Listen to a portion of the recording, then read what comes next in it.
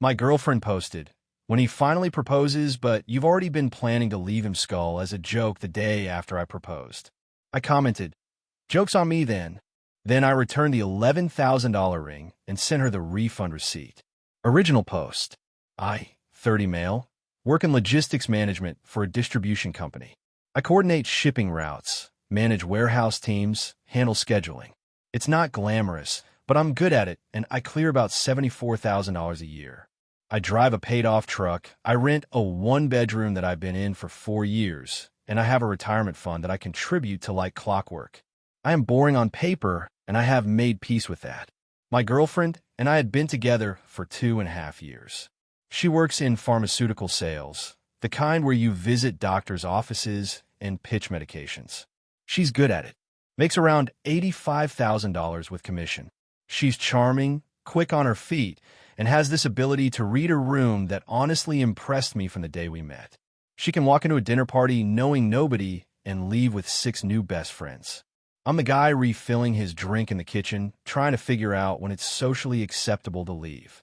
We were different in that way, but it worked, or I thought it worked. I want to back up a bit. About 4 months before the proposal, I started noticing something. Her phone behavior changed. Not in the obvious she's cheating way. No late-night texts, no hiding the screen. More like she was on it constantly, but specifically on social media and specifically posting things that felt different in tone. More single-girl energy content. Sharing posts about knowing your worth and not settling. Liking tweets about women who level up after leaving relationships. Subtle stuff. The kind of thing where if you say something, you're the insecure one. I noticed. I filed away. I didn't say anything because I figured I was overthinking it. Then about 2 months before the proposal, her best friend, a girl she'd known since college, slipped up at a barbecue. I was grabbing beers from the cooler, and her friend was talking to someone else, and I caught the tail end of the sentence. Yeah, she's basically just waiting for the right time to. And then she saw me and stopped cold. Gave me this weird smile. I asked, right time to what? She said, right time to ask for a raise at work. She's nervous about it. I nodded like I bought it. I didn't buy it. But here's the thing about me. And I'm not saying this is healthy. I'm just telling you how my brain works. I compartmentalize. I took that overheard sentence and I put it in a box and I closed the lid. Because I was already planning the proposal. I'd already been saving for the ring. I was in too deep emotionally to let a half-heard sentence at a barbecue derail me. Stupid? Probably. But that's what I did. The ring. Let me talk about the ring because it matters. I spent $11,000 on it. Before anyone comes at me about spending that much, it was a solitaire diamond, 1.2 carats, set in platinum. Not because I'm flashy, but because she had very specifically described her dream ring on multiple occasions. She'd sent me screenshots of rings. She'd tagged me in Instagram posts of rings. She had a Pinterest board literally called, "When he finally gets it together," that was nothing but rings and proposal setups. I knew exactly what she wanted because she'd been telling me for a year. I saved for 8 months. I didn't use a credit card.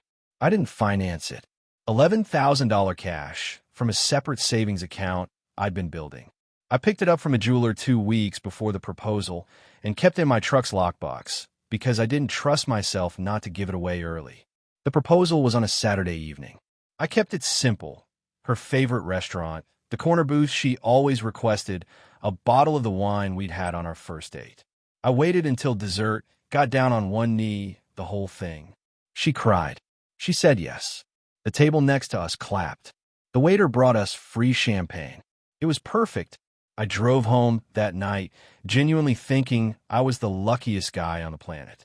Sunday morning, I woke up happy. Like embarrassingly happy. Made coffee. Made eggs.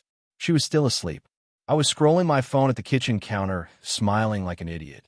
Then I opened Instagram. She'd posted at 1:47 a.m., so a few hours after we got home from the proposal dinner. It was one of those text overlay meme posts on her story, the kind with the blurred background and the bold white text. It read, "When he finally proposes, but you've already been planning to leave him skull, loudly crying face." She had 1,400 followers. Not huge, but not nothing. All her friends, co-workers, family. My family. Our mutual friends. She'd posted it publicly. I stared at it for probably 2 full minutes. My coffee got cold. The eggs burned. I didn't smell them. I just stood there reading it over and over like the words would rearrange themselves into something that made sense. Then I went to the comments. Her best friend, the barbecue sentence girl, had replied with screaming, loudly crying face, loudly crying face, loudly crying face, and a bunch of laughing emojis. 3 other friends had responded with things like girl in OO skull, and the accuracy though, and this is why I love you. Not a single person said, wait, that's messed up. Not one. I screenshot everything. The post, every comment, every reply. Then I did something that was either the best or dumbest decision of my life. I commented. From my actual account. Right there under her post. I wrote, "Joke's on me then," faced with tears of joy. Then I put my phone down, turned off the stove, threw the burned eggs in the trash, and went to the bedroom. She was still sleeping. The ring was on her nightstand, catching the morning light. I picked it up, put it in my pocket, and left the apartment. I drove straight to the jeweler. They opened at 10. I was there at 9:48, sitting in my truck in the parking lot with an $11,000 ring in my pocket and this bizarre sense of calm. Not anger, not sadness, just clarity, like someone had cleaned a windshield I didn't know was dirty. The jeweler had a 14-day return policy. I was within the window. The return process took about 20 minutes. They inspected the ring, verified the receipt, processed the refund back to my debit card. They gave me a printed receipt showing the full $11,000 refund. I sat in my truck and took a photo of that receipt. Clear, well lit, every detail visible. Then I texted it to her. No caption, no explanation, just the image. Then I blocked her number. It was 10:34 a.m. on a Sunday. She'd been asleep when I left. I imagine she woke up sometime around 11. I imagine she saw the text before she noticed the ring was gone. Or maybe she noticed the ring first. I don't know the exact sequence. I just know that by noon, my phone was exploding from every unblocked number in my contact list. Update 1, 6 days later. I need to address a few things from the comments before I get into what happened this week. Yes, I know it was just a joke is a possibility. I've considered it. I've thought about it every single day since Sunday. Here's why I don't care. If it was a joke, it was a joke made at my expense about leaving me, posted publicly 12 hours after I proposed to her with an $11,000 ring I'd saved 8 months for. The punchline of that joke is me. The audience for that joke is everyone we know. If that's her humor the night she gets engaged, what's her humor going to be after 10 years of marriage? And the barbecue comment from her friend? Waiting. For the right time to what? Ask for a raise? That sentence has lived in my head for 2 months, and I don't believe the cover story. I never did. Okay, here's what happened. By Sunday afternoon, I had 22 missed calls from numbers I hadn't blocked. Her mom, her sister, 2 of our mutual friends, and a number I didn't recognize that turned out to be her posting from her work phone. I didn't answer any of them. Her mom left a voicemail. I'll summarize. I was acting like a child. I had humiliated her daughter, and I needed to return the ring and apologize. Return the ring. The ring I bought. With my money that I'd already returned to the store. Her mom wanted me to somehow unreturn it and give it back to her daughter as an apology for taking back my own property after her daughter publicly joked about leaving me. The logic was breathtaking. Her sister sent me a text that said, "You're going to regret this when you calm down." I screenshot it and didn't respond. Monday, I went to work like normal. Sat in my office. Did my job. My buddy at work, one of the few people who knew I'd proposed, came in around lunch and asked how the engagement was going. I told him the short version. He sat down, put his sandwich on my desk, and said nothing for about 15 seconds. Then he said, $11,000? I said, yep. He said, and she posted that? I said, yep. He picked up his sandwich and said, "You did the right thing, man," and walked out. That was the most helpful conversation I had all week. Monday evening, she showed up at my apartment. I knew she would eventually. She still had a key, something I hadn't thought about in the chaos of Sunday. I came home from work, and she was sitting on the couch, eyes red, clearly been crying for a while. She started with, "Can we please just talk about this like adults?" I said, "Sure." She said, "That post was a joke. It was dark humor. All my friends make posts like that. It didn't mean anything. You know I said yes. You know I was happy. I was literally crying at that restaurant. I said, okay. Then what did your friend mean at the barbecue when she said you were waiting for the right time to? Her face changed, just for a half second. This micro-expression that I can only describe as caught. It was there and gone, but I saw it. She said, what are you talking about? I told her exactly what I heard. Word for word. The cooler. The sentence. The sudden stop. The cover story about the raise. She said, that was about my raise. I said, you got your raise 3 months ago. You told me about it. We went to dinner to celebrate. Silence. A long one. The kind where you can hear the refrigerator humming. Then she pivoted. She said, okay, even if I was having doubts, which I wasn't, that's normal. Everyone has doubts. It doesn't mean I was going to leave. And the post was still just a joke. I said, a joke that your best friend replied to with screaming and nobody. Not one person said that's messed up, which tells me it wasn't a joke to them either. They knew something. She didn't have an answer for that. She cried again. She asked for the ring back. I told her it was returned and the refund was processed. She asked if I could buy it again. I said no. She asked why. I said because I don't want to marry someone who posts about leaving me as entertainment content for her friends. She left, took her key off the keyring, put it on the counter, and walked out. I changed the locks the next day anyway, because I'm not stupid. Wednesday. This is where it gets interesting. Her best friend, Barbecue Girl, sent me a DM on Instagram. A long one. I'd missed blocking her because she'd changed her handle recently. The DM was supposed to be a defense of my ex. But what it actually did was confirm everything. She wrote, and I'm paraphrasing, you need to understand that she was going through a confusing time, and yes, she had thoughts about whether you were the right person, but she chose you, and the post was her way of processing those feelings with humor, and you punished her for being honest. Read that again.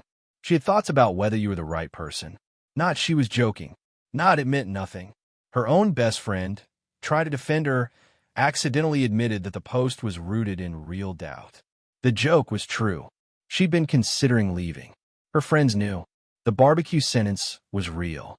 And when I proposed, she said yes anyway, either because she'd changed her mind or because turning down a proposal at a restaurant is socially difficult or because she figured she'd decide later. I screenshot that DM too, added it to the collection. Thursday, her dad called me. Her dad. This was a first. He and I had a decent relationship, but we weren't phone call close. He was calm.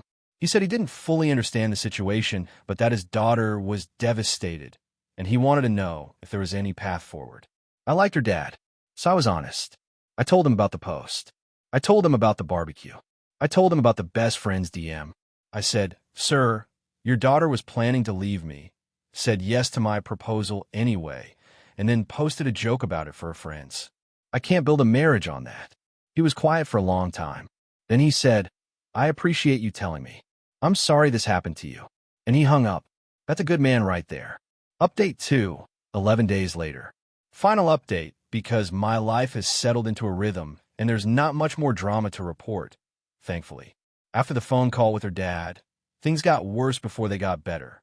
But the worst came from a direction I genuinely did not see coming. Her mom and sister decided to go on a campaign. Not on social media. Give them some credit, they're not that dumb. No, they went analog. Old school. Her mom called my mom. Not once. 3 times in 2 days. She told my mom that I had blindsided her daughter, that I had emotionally manipulated her by proposing when I apparently already had doubts, and that returning the ring and sending the receipt was financial abuse. Financial abuse. For returning a ring I bought with my own money. My mom, God bless her, listened politely and then called me and said, that woman is out of her mind, but tell me you're okay. Her sister took a different approach.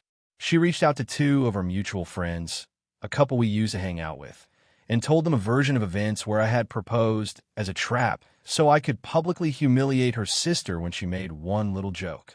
The mutual friends were confused because they'd seen the original post and they knew what it said. One of them, the husband, called me and said, hey man, her sister's telling people some wild stuff, just wanted you to know. I thanked him and told him the truth. He said, yeah, that's what I figured. Meanwhile, the Instagram post, the original joke post had been deleted by Monday. But screenshots live forever. I hadn't shared my screenshots with anyone. I'm not that guy. But apparently other people had screenshot it too, because it was circulating in at least 2 group chats I was tangentially connected to. People were discussing it. Not in a let's destroy her way, just in a did you see what she posted way. Organic word of mouth. I had nothing to do with it. She found out people were passing it around, and she blamed me. She sent me an email, the only channel I hadn't blocked, saying I was distributing her content without consent and that she was considering legal action. I showed the email to my paralegal buddy at work, and he literally laughed. He said, she posted it publicly on Instagram. That's not how any of this works. I didn't respond to the email. Now here's the part I want to spend the most time on, because it's the part that actually mattered. About a week after everything went down, I was cleaning up my apartment, taking stock of what was hers, what was mine, packing up the stuff she'd left, some clothes, a hair straightener, a few books, a drawer of random things she'd accumulated over 2.5 years. Normal breakup logistics. I found a notebook in the nightstand drawer. Her nightstand, she'd had the left side of the bed since she basically moved in part-time over the past year. The notebook was one of those little Moleskine journals, the kind she used for work call notes. I opened it. I know, boundaries. But at that point, boundaries felt like a luxury from a different timeline. The first 20 pages were work stuff. Call schedules, doctor names, product notes. Normal. Then there was a section near the back, separated by a bunch of blank pages, that was clearly personal. Dated entries, like a mini diary. Not daily, sporadic. Maybe once or twice a week. The entry started about 5 months ago. Around the same time her social media energy shifted. I'm not going to transcribe the whole thing, but here's the essence. She'd been having doubts about our relationship for months. Not because of anything I did wrong. She was pretty clear about that actually, which made it worse somehow. She wrote things like he's a good person, but I don't know if good is enough, and I keep thinking about what else is out there. There were entries about feeling stuck and like I'm settling. One entry mentioned a coworker, a guy on her sales team, in a way that wasn't explicitly romantic but had that energy. Had lunch with him again today, he just gets me in a way that's different. Nothing physical that she wrote about, but emotional? Yeah, that was there. The most recent entry was dated 2 days before the proposal. It said, he's going to propose soon. I can feel it. I don't know what I'm going to say. Part of me wants to say yes because it's easier than saying no. Part of me wants to run. And then she said yes. At the restaurant. While crying. While the table next to us clapped. While I was the happiest I'd ever been. I didn't feel angry reading that notebook. I felt something worse. I felt grateful. Grateful that she'd made that stupid post. Because without it, I'd be engaged to someone who wrote, part of me wants to run 48 hours before saying yes to my face. That post, the joke, was the most honest thing she'd said to me in months. And she said it to the internet instead of to me. I packed the notebook with the rest of her stuff. Didn't photograph it. Didn't tell anyone about it. I put everything in a box, texted her sister from an unblocked email that the box would be on my porch Tuesday between 5 and 7 p.m., and went to a buddy's house for the evening so I wouldn't be there when they picked it up. The box was gone when I got home. Nothing was left behind. The $11,000 has been back in my account for almost 2 weeks now. I moved it back to the dedicated savings account. It's just sitting there. I don't have a plan for it. Someone in the original comment said, invest it. And someone else said, take a trip. And someone else said, buy a really nice grill. The grill idea is honestly the frontrunner. Her family has gone quiet. No more calls to my mom. No more outreach through mutual friends. Either her dad got them to stop or they ran out of energy. I don't know, and I don't particularly care. The mutual friends have been interesting. Most of them have quietly shifted to his side, not because I campaigned, but because the post spoke for itself. A couple of them still talk to her, and that's fine. I'm not asking anyone to choose. One mutual friend told me she deleted all her social media accounts. I don't know if that's true, and I'm not checking. The coworker from the notebook? I don't know anything about that situation, and I don't want to. That's her life now. She can have lunch with whoever she wants. It's none of my business anymore, and that thought, honestly, is the most freeing thing I've felt in months. I'm not going to pretend I'm fine. I spent 8 months saving for a ring to propose to someone who was journaling about running away from me. That's going to take more than 2 weeks to process. I had a morning last week where I woke up and reached for the other side of the bed, and nobody was there, and I just lay there staring at the ceiling for 20 minutes before I could get up. That happened. It's real. I'm not some emotionless machine who returned a ring and walked into the sunset whistling. But I also know, with absolute certainty, that I made the right call. Not because of the post, not because of the barbecue comment, not because of the best friend's DM or the notebook or the coworker. Because of all of it together. Because the person I was proposing to had been living a parallel internal life for 5 months where she wasn't sure she wanted me. And instead of telling me, she said yes and posted a meme about it. I deserve to be somebody's first choice, not somebody's easier than saying no. That's it. That's the whole story. My savings account has $11,000 in it. My apartment has one less person in it, and my nightstand doesn't have a journal full of doubts that weren't mine to carry. Thanks for reading. I'm turning off the notifications. Go check on the people who say yes to you and make sure they mean it.